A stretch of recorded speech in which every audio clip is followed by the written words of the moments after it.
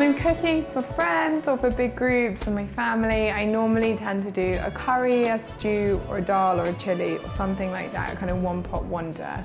Where it's just as easy to cook for 8 to 10 people as it is for 1 or 2, and you can kind of relax and it will just simmer away. And this Sri Lankan curry is, at the moment, my best version of it. So what you do, and I think it's one of the reasons why I like it so much, is that the veg roasts first with some herbs and spices, so it kind of really marinates in it, and then it goes into the coconut milk.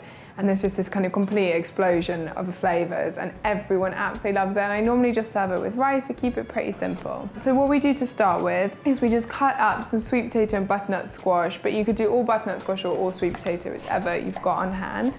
And you just cut it into little cubes, and then you toss that with, I use coconut oil just because I like the coconutty flavor in this one, but you could also use an olive oil or a rapeseed oil or something.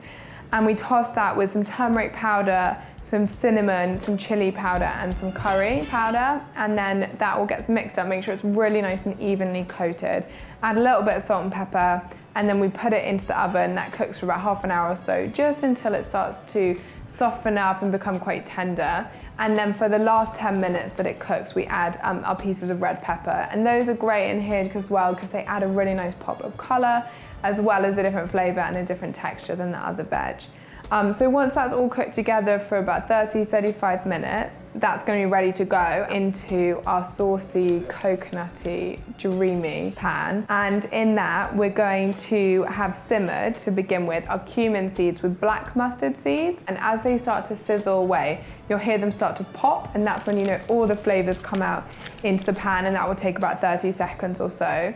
So once your seeds have popped, then we're going to add our sliced up green chilies, garlic and red onion. And the red onion is just really gorgeous in here because the sweetness of it, especially once it's sauteed and goes a little bit caramelized, is amazing with the coconut milk and the squash and the sweet potatoes. And then we add a little bit of either coconut sugar or maple or some kind of sweetener, again, just to really bring it out and really kind of bring all those flavors together. And then we're just gonna let that cook. Once it's about ready, we'll add our lime juice and then wilt through the spinach right at the end before we serve it.